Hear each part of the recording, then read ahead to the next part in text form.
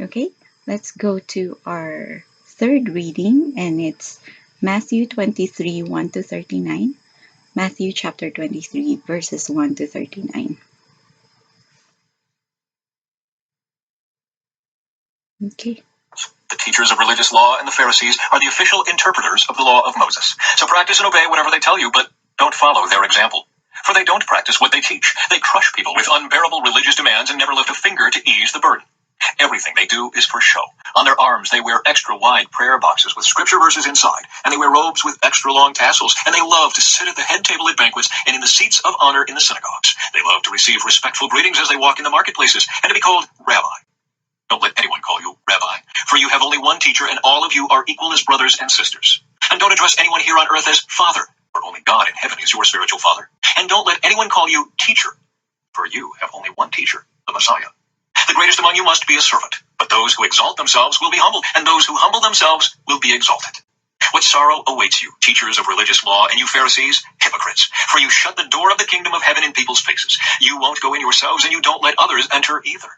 What sorrow awaits you, teachers of religious law, and you Pharisees, hypocrites, for you cross land and sea to make one convert, and then you turn that person into twice the child of hell you yourselves are. Blind guides, what sorrow awaits you, for you say that it means nothing to swear by God's temple, but that it is blinding to swear by the gold in the temple. Blind fool, which is more important, the gold or the temple that makes the gold sacred? And you say that to swear by the altar is not binding, but to swear by the gifts on the altar is binding. How blind! For which is more important, the gift on the altar or the altar that makes the gift sacred? When you swear by the altar, you are swearing by it and by everything on it. And when you swear by the temple, you are swearing by it and by God who lives in it. And when you swear by heaven, you are swearing by the throne of God and by God who sits on the throne. What sorrow awaits you, teachers of religious law, and you Pharisees, hypocrites, for you are careful to tithe even the tiniest income from your herb gardens, but you ignore the more important aspects of the law, justice, mercy, and faith. You should tithe, yes, but do not neglect the more important things. Blind guides, you strain your water so you won't accidentally swallow a gnat, but you swallow a camel. What sorrow awaits you, teachers of religious law, and you Pharisees, hypocrites, for you are so careful to clean the outside of the cup and the dish, but inside you are filthy, full of greed and self-indulgence. You blind Pharisee, first wash the inside of the cup and the dish, and then the outside will become clean too. What sorrow awaits you, teachers of religious law, and you Pharisees, hypocrites, for you are like whitewashed tombs, beautiful on the outside, but filled on the inside with dead people's bones and all sorts of impurity.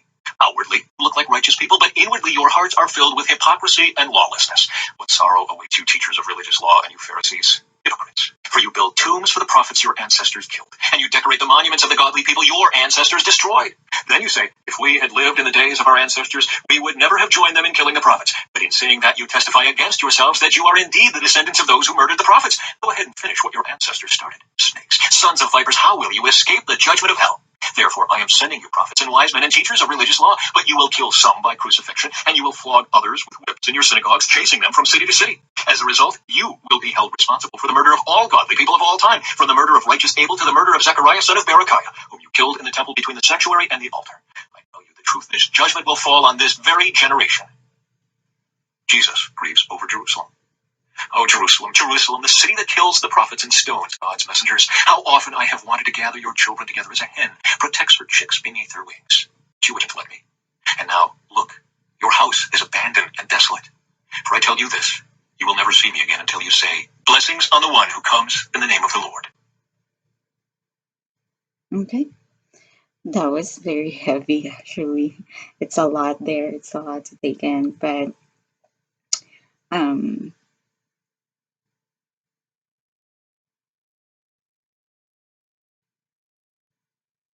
verse 36 said, I tell you the truth, this judgment will fall on this very generation.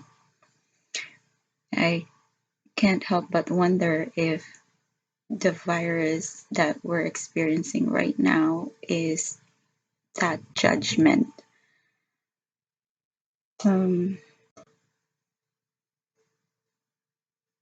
Okay, let's go to reading number 4, which is our last reading.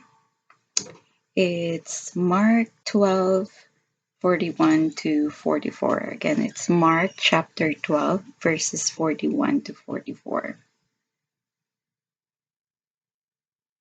Jesus sat down near the collection box in the temple and watched as the crowds dropped in their money. Many rich people put in large amounts. Then a poor widow came and dropped in 2 small coins. Jesus called his disciples to him and said, I tell you the truth, this poor widow has given more than all the others who are making contributions, for they gave a tiny part of their surplus, but she, poor as she is, has given everything she had to live on. That's it for reading chapter 4. Reading 4, I think it's because our third reading was very, there was a lot of volume in reading 3. So that's it for now. And I encourage everybody to meditate on those reading and what God would say to you from those reading. Take a moment um, to see what God will show you or will reveal to you through those readings. Okay, see you tomorrow. God bless everyone.